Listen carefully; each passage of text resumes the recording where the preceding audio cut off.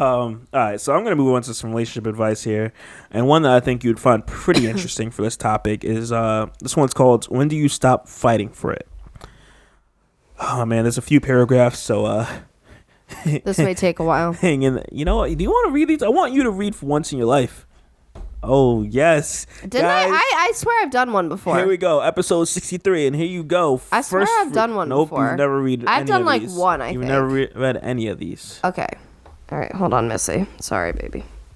She was like shaking, so that's why I picked her up. You're gonna disconnect your mic if you. Alrighty. Boyfriend, 23 years old. Of 3 years, doesn't know if he wants to move in with me after graduating college. Says there are times he can see a future and times he can't. I can see a future with him. I've never loved anyone this much, nor have seen a future with anyone before him. He's more than a lover, but a companion that can take on the world with me. Like how I'm reading this. Someone I can see traveling with, doing life with, having kids with in the far future. He doesn't know what he wants or where he'll be after graduation. I've asked if his plans after graduation include me, and he doesn't know. He says he's never loved anyone as much as me, but that he's also too young to be thinking like that. If he was 26 or 27, then he would be trying to settle down. The odd situation is that I agree with him, but also want a promise to a future, one that he can't give. I don't want our story to be over. There are so many things I still want to do with him. How do you know when it's best to let go or stay and fight for it? First of all, I feel like that was an unfair advantage because this person actually knew how to write. So it was easy to read. Mm-hmm. But see, I read it pretty well. Okay, cool. You're going to continue with this. We'll see. Uh-huh. All right. So do you want me to give my thoughts or you give yours? I'm assuming she's somewhere around the same age then. I would assume so. Say.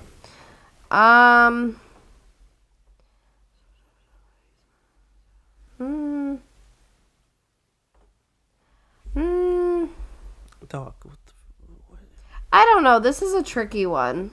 I feel like a lot of people at this age go through this if they're like, say like high school sweethearts and stuff, because it's like they want to be with the person they've always been with and that they enjoy doing life with and growing up with and all that. But at the same time, say that was like your only serious person, you're like wondering what else is out there, and you know you're trying to figure out your own life and your job and after college and all this different stuff.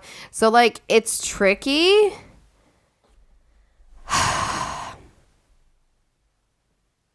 You know, sometimes I think people can just fall out of love, even though that sounds awful. I think that does happen.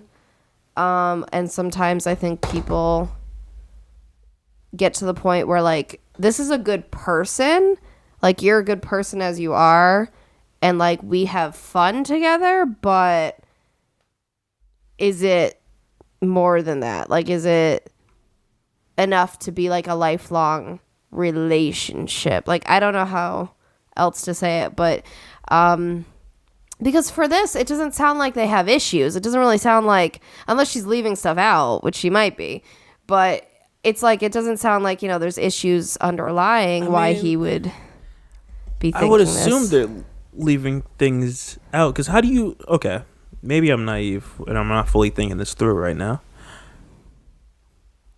but if you stop, what are you saying? When do you know when you should stop fighting for a relationship? I would assume there's been issues, because why are you fighting it in general?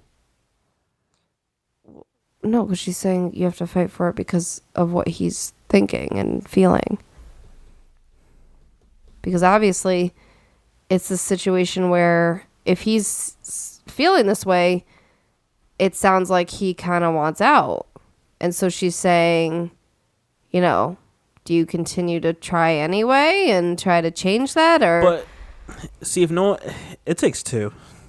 Absolutely. Well, that's the same with, like I said, I feel like you can fall out of love, but that takes two, because falling out of love is kind of a process. It's not just like you stop loving the person. Like it could be like, you know, little stuff didn't happen anymore, or that like you're not going on dates or whatever the case may be. There's like a reason for it. I wouldn't say it takes two. It really just takes one person to fall out of love with you.